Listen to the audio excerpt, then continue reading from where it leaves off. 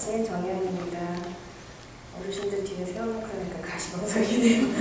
처음 부부의 삶을 시작할 때 저희 부부의 상태는 집을 이사한 지 얼마 안 되어 짐 정리도 다 안 되어 있는 데다가 처음으로 계단이 있는 집에 살게 되어서 예준이 안전 때문에 잠시도 눈을 뗄 수 없는 상황이었고, 예준이를 안고 계단을 하루 종일 오르내리다 보면 밤마다 다리가 너무 쑤시고 아팠는데 목장은 매주 해야 하고, 오히려 그 전집에서 밑에 층 남자 때문에 외전이 있을 때는 안에서 똘똘 뭉쳤는데 이사하고 외전이 없이 평화로우니 오히려 약간의 내전이 있었습니다. 남편이 뭐라고 한마디만 해도 저는 민감하게 받아들이고, 남편도 그렇고 서로의 사랑의 탱크가 많이 말라가고 있는 느낌이었습니다. 부부의 삶 3기는 이재현 장로님, 박학래 장로님 4분, 먼저 마치고 한국을 가신 주정표 형제님 부부, 그리고 저희 부부와 강사이신 강 목사님 4분이셨는데, 처음 몇 시간은 이미 30년, 40년 부부 생활을 하신 장로님 부부들은 산전수전, 수중공중전까지 다 겪으시고 이젠 휴전이시라 부부의 삶을 왜 들어오셨는지 싶기도 했습니다. 그것의 결정체는 남편에게 바라는 것이 있다면이라는 목사님 질문에 박혜동 목사님은 없어요라고 대답하셨습니다. 제가 부부의 삶을 들으면서 남편과 해결하고 싶었던 부분은 아이들한테 유난히 끔찍한 남편 때문에 자주 계모 취급을 당하는 부분이었습니다.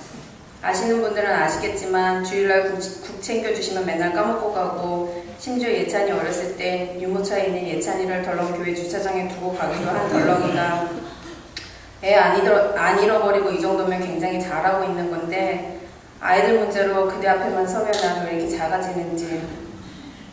그러던 중 대형 사고가 터졌습니다. 주일날 아침에 예찬 아빠는 교회 가 있고 초음 모임을 저희 집에서 한다고 했던 날, 잠깐 제가 위층에 올라간 사이에 예준이가 나무로 된 CD 케이스를 안고 넘어지는 대형 사고가 발생했습니다. 예찬 아빠가 달려왔고 응급실은 갔는데 의사가 들여다보더니 코뼈는 부러진 것 같고 광대뼈가 문제라고 했습니다.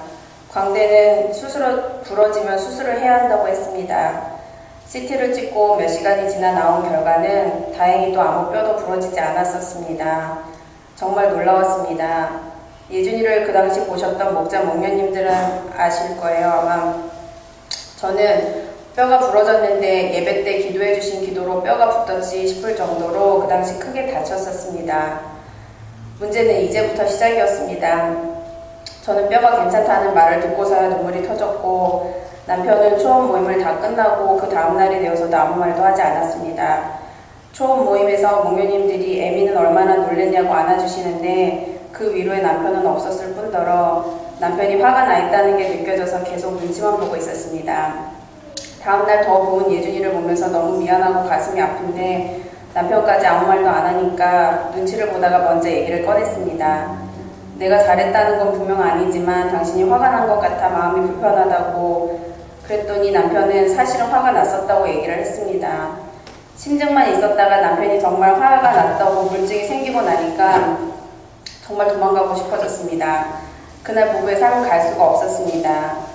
남편만 혼자 다녀왔는데 눈치를 채신 어른들께서 모두 예찬 아빠를 나무라셨더라고요. 아이들이 다친 어떤 사고에서도 서로를 블레임해서는 안 된다고. 목사님은 예준이가 다쳤던 주일날 아침 예찬 아빠가 걱정되시고 절대 예찬 엄마 혼내지 말라고 하시려고 예찬 아빠 뒤로 쫓아오셨었더라고요. 저희는 먼저 응급실로 갔고 목사님 예배 때문에 다시 돌아가셔서 만나지는 못했고요. 예찬 아빠와 그 다음 주에 제가 같이 부부의 삶을 갔을 때는 부부의 삶은 부부 클리닉 사랑과 전쟁으로 바뀌어서 모두 저희 부부를 두고 긴급 클리닉을 해주셨습니다. 처음에 결혼하기 전에 예찬 아빠는 아이들 성가대 지휘를 하고 있었고, 같은 교회는 아니었지만 가끔 반주를 부탁해서 갈 때면 아이들을 너무 예뻐하는 것이 정말 큰 매력이었었는데, 이제 자기 자식을 정말 너무 예뻐해서 이래 저를 잡을 줄이야 누가 알았겠습니까? 앞으로 남자애들 둘을 키우며 얼마나 가슴 철렁할 일이 많을 텐데 이번에 꼭 해결하고 싶었고, 다른 분들의 지지를 등에 업고 몇 주간의 조정 기간을 걸쳐서 앞으로는 아이들 문제로 저를 절대 비난하지 않겠다는 약속을 해주었습니다. 부부의 삶 과정 중에서 알게 된 게 제 사랑의 언어가 칭찬이기 때문이었습니다. 잘한다 해야 더 잘하는데 계모 취급을 당하니 도망가고 싶었던 것이었습니다. 남편은 매일 칭찬하는 숙제를 열심히 노력해 주었고 목장이 끝나고 새벽 2시가 넘어서까지 정리를 해도 남편이 수고했어, 오늘 정말 맛있었어 한마디만 해주면 피곤이 싹 가시는 것 같았습니다.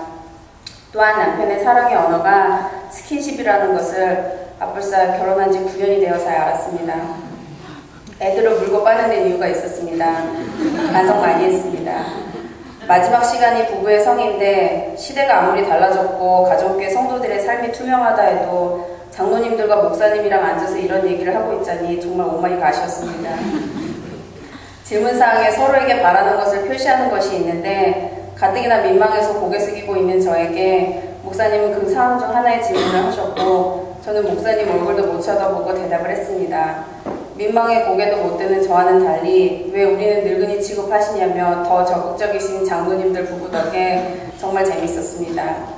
구체적인 내용은 궁금하시겠지만 여기까지요. 두 장로님 내분들과 함께 듣게 된 게 저에겐 정말 좋은 시간이었습니다.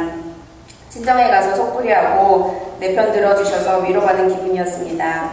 박혜동 목녀님이 무슨 말만 하시면 참 잘했어요 하시며 칭찬이 몸에 배어있으신 박하늘 장로님, 이경혜 목녀님이 100을 원하시면 절대 그 자리에선 100을 표현 안 하시는 나쁜 남자 이재현 장로님, 그러나 기대 안 하고 있을 때 정말 화끈하게 표현하시고 그것에 또 소녀처럼 좋아하시는 이경혜 목녀님, 한국에선 동서들과 시어머니랑 같이 사시면서 신혼이 없으셨고 미국에 오셔서는 서로 밤낮이 바뀌시는 일을 하셔서 힘드실 수밖에 없었던, 그러나 은퇴하시고 눈물로 밤을 지새우시며 서로 응어리졌던 걸 풀어내시고 이제서야 신혼을 맞으신 두 분, 그리고 이제는 건강하게 옆에 있는 것만으로도 감사한 시간을 보내고 계신 박학래 장로님 부부를 보면서 겸허해지기까지 했습니다. 그리고 강 목사님 부부, 아내바라기 강 목사님이 하루는 부부의 삶이 끝나고 사모님은 주차장에서 저희와 얘기를 하고 계셨는데 목사님이 사모님을 두시고 그냥 가신 적이 있었습니다. 부부의 삶 강사가 사모님 두고 가셨다고 제가 놀리기도 했는데 그렇게 한 가지에 집중하시면 다른 데 신경 안 쓰시는 목사님이, 그리고 성격이 그렇게 살가우신 것 같지는 않으신 목사님이 저만큼 표현하시고 배려하시고 챙기시는 것에 노력 점수 300점. 목사님은 제가 이렇게 변하면 세상에 변하지 못할 남자가 없습니다 라고 하셨습니다. 부부가 평생을 노력하며 행복을 지켜가야 한다는 것을 느끼게 되는 순간이었습니다. 마지막 만찬 시간에 가서 뒤돌아보니 아이들 둘을 다 떼어놓고 이렇게 우아하게 식사를 한 게 처음이었습니다. 정말 소중한 시간이었습니다. 아이들 맘 놓고 맡기고 좋은 시간 갖게 봐준 아영이 그리고 데니 고맙고, 사전에 허락도 없이 이렇게 다른 분들 얘기까지 해서 죄송하지만 저에게는 교과 과정도 좋았지만 같이 들으신 분들께 더 많이 배우고 좋은 시간을 가실 수 있어서 감사해서 나눈 것이니 너그러 용서해 주세요. 저희 부부에게는 부부의 삶이 부부의 쌈이 된 적도 있지만 결과적으로는 부부의 삶과 부모의 삶을 같이 들은 것 같습니다. 그리고 사랑하는 남편, 이제는 우리 둘만을 바라보기보다는 아이들 사역 그리고 목장으로 해야 할 일들이 더 많지만 세상에서 잘 먹고 잘 사는 것이 행복이 아닌 당신과 한 영혼으로 인해 아파하기도 하고 기뻐하기도 하면서 이렇게 살아가고 있는 지금이 전 어느 때보다도 행복하답니다. 이렇게 하나님 주신 아이들 키우며 그리고 우리에게 맡겨주신 영혼들 돌아보며 너의 생이 여기까지다 부르실 때까지 함께 한 곳을 바라보며 행복하게 살아요. 사랑합니다.